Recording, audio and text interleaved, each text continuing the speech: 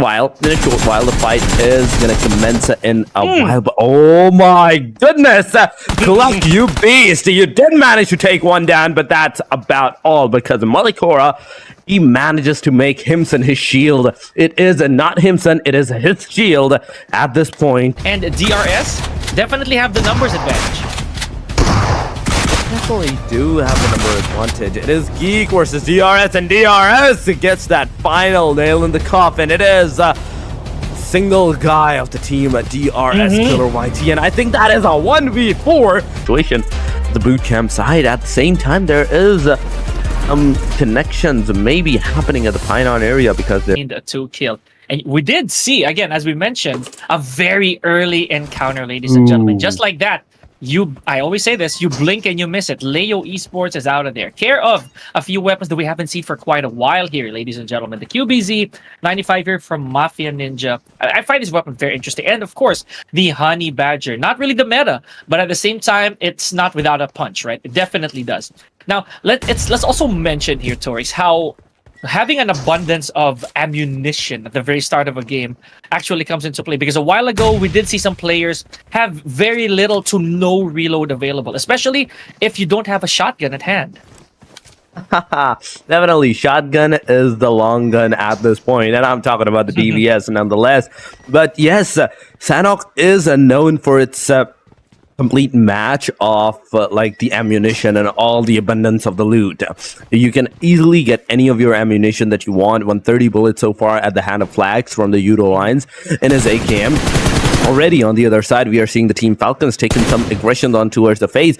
A while ago, FaZe dropped at the boot camp, but now as soon as they realize that no, we don't want to take that fight, we don't want to like that early aggression done on ourselves, they instantly disengaged it and completely went on towards the northern side area. They're in the safe. They are going to survive for a short bit more time, because if they move to the Paradise, they can maybe hope to take that fight against the Team Boom Esports. But BTR, I am seeing BTR near the Team Falcons at this point, and in a short while, the fight is going to commence in a while. But oh my goodness, Cluck, you beast! You did manage to take one down, but that's about all because Malikhoraa, he manages to make Himson his shield. It is not Himson, it is his shield at this point, and he manages to make sure that a comeback is on its way. Oh, talk about, again, amazing trades, right? These exchanges, ladies and gentlemen, really part of the high-level play, in case you guys are maybe, just maybe, judging a book by its cover. But again, that's just the surface, and just for us to make wild guesses at some point. Very arbitrary. Now, speaking of the East, look at where Horaa is. They did lose one member already. So having said that, I'd say Dewa United and surprisingly, Sky Only from Hale Esports able to get some more frags in. And now the eliminated team is actually trained to kill and FaZe Clan. Wow. Okay, a little too fast action here, Torix. I'm really in awe that at stage 5 we're down to our last 7 teams. Oh man, it is that awful. We're not kidding here. But still, these 5-7 teams that are still alive, it's a big number. Meaning he's saving that for the rest of the game, for at maybe if he survives till the end of the game, then he's going to use that to take that last player maybe down. But DRS, with just a single elimination, I'm still in the fight, man. I am still in the fight, Pika, so far. And let's see if the DRS is going to be able to secure that chicken dinner down or not, because on the other side, we are seeing Helios getting that 5 individual eliminations done.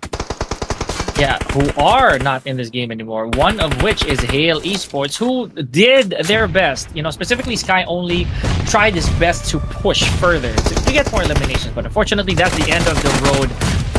4 out of the 7 teams. I was actually going to say this before we enter the top 5, that 4 teams are still complete. And that's pretty strong considering that we're already at the final 5. Right now, Dewa United, as well as Vampire Esports, they are considered inferior numbers-wise here, ladies and gentlemen. Let's see how they're going to try to power through. Almost impossible, by the way. We have Horaa, Geek, and DRS. Definitely have the numbers advantage.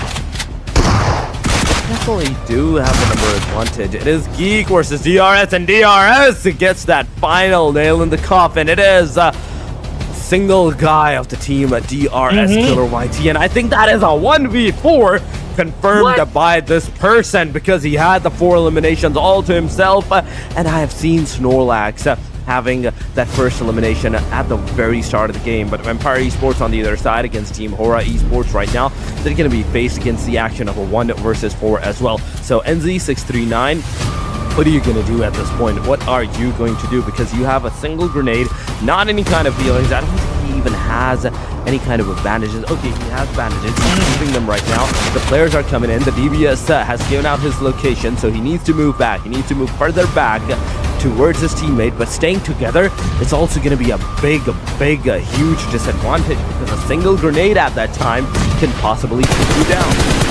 Oh man. And again, unfortunately, stage 8, folks, the blue zone, the blue Reaper as I always call it, is very, very unforgiving. It doesn't choose any targets, right? No mercy. And you will be an elimination if you're not careful. Speaking of eliminations, 11 on the side of Vampire Esports before they were eliminated. And ladies and gentlemen, that is it for game number 1. Talk about high-octane, fast-paced Sandhawk.